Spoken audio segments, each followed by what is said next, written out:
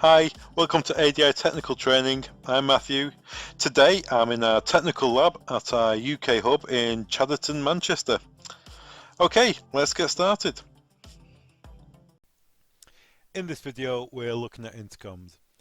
In this series of videos we have previously looked at access control, which is the method of controlling access to authorised people.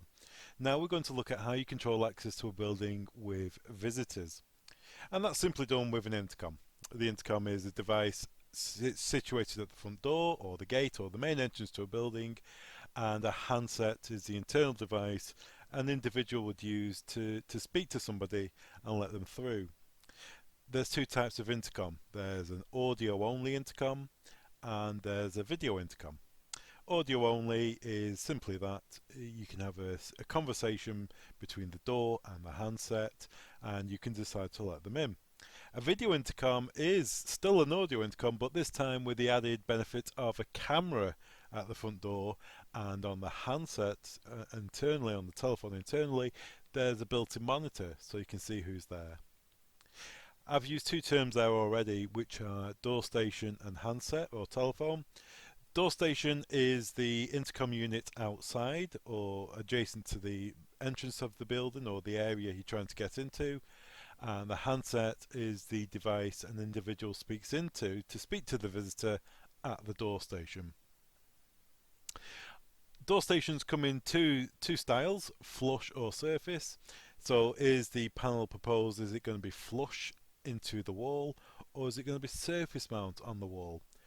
In some instances, say on a gate, if you've got a gate around the car park, you'd have a surface mounted panel because that will go on the gate stanchion. If it's going on a brick wall, it might be a flush panel that you're going to install there. So you cut a hole in the wall and sink the panel in. In instances where there's a risk of vandalism, flush is a better option, because a surface panel, even though if it is vandal resistant, can still be vandalized. It can be knocked off the wall. So a vandal resistant panel offers a greater resistance to vandalism, and if it's flush mounted in the wall, enhances that option. The connectivity between a handset and the door station is varied. In all instances, regardless of its connectivity, an intercom works in the same way. You press the button outside and somebody answers the phone, the handset. How's it connected though? And there's many systems, many different brands we do at ADI Global which have different connection options. It could be a 2-wire system, it could be a 5-wire system, it could be a 12-wire and coaxial system, it could be an IP system. We do IP and SIP protocols.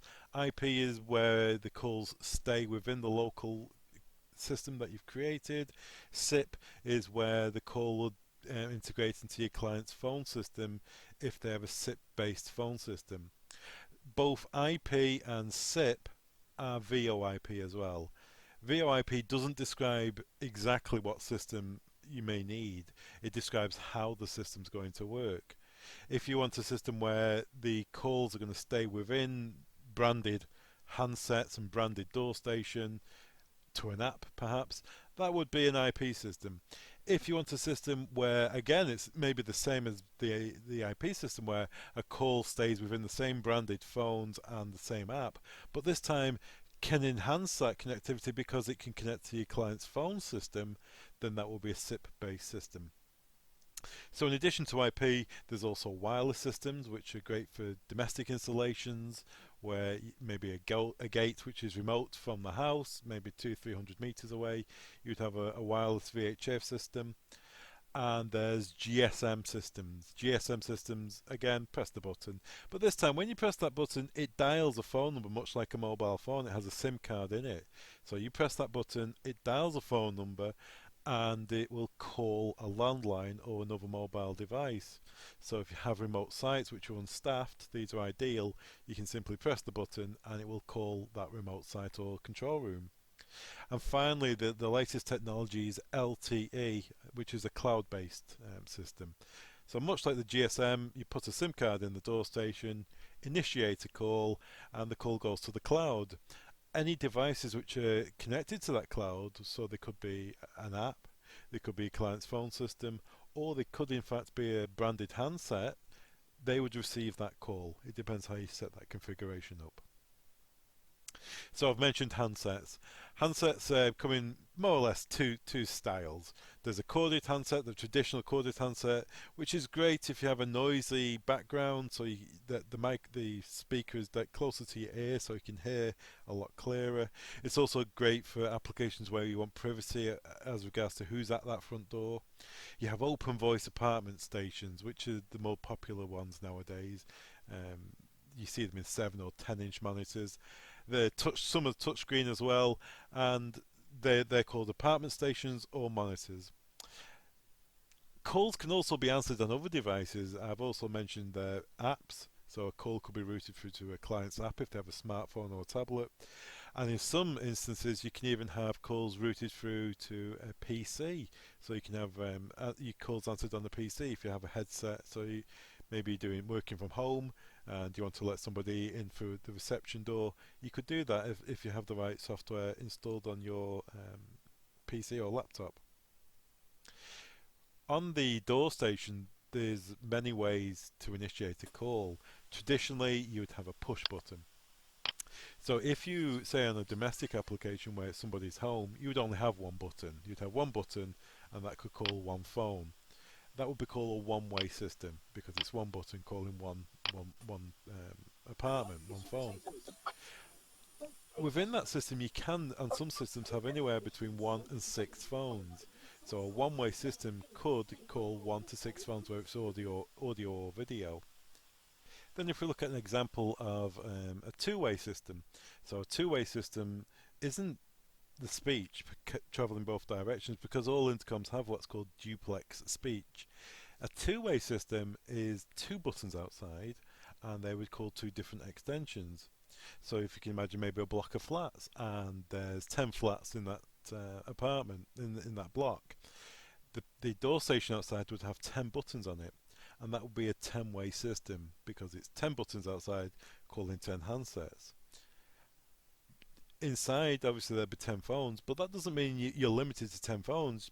You could have up to 60 phones on that system because, as I just mentioned there, you can have up to in some cases, up to 6 phones on each system.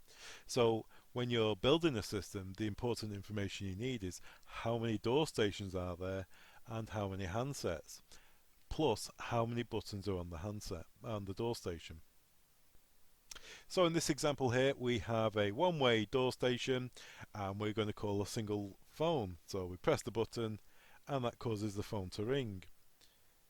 On a digital system though, you would have a door station where you can scroll through and you can call through to several handsets. So in this, let's look at this example here. We're going to initiate a call. We're going to open it up by touch here as it says. We're going to call apartment 102 and then press call.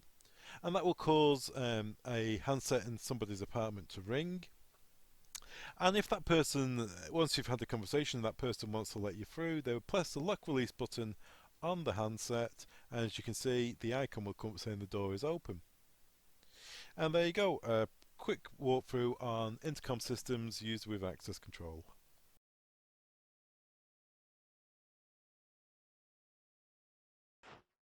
Installers rely on ADI. The ADI projects and technical teams offer a pre-configuration service. Any project size from a single device or to a complex system. Any IP device can be configured from our central hub using our technical and project teams. Having your device pre-configured will save engineers time on site. We can set your IP address, the gateways, and in addition we'll make sure your device has the latest firmware on board. Simply get in touch with your ADI sales contact or email the projects team. Thanks very much for watching. All the products mentioned in this training video can be found on our website. Links are below. Don't forget to subscribe. Thanks very much.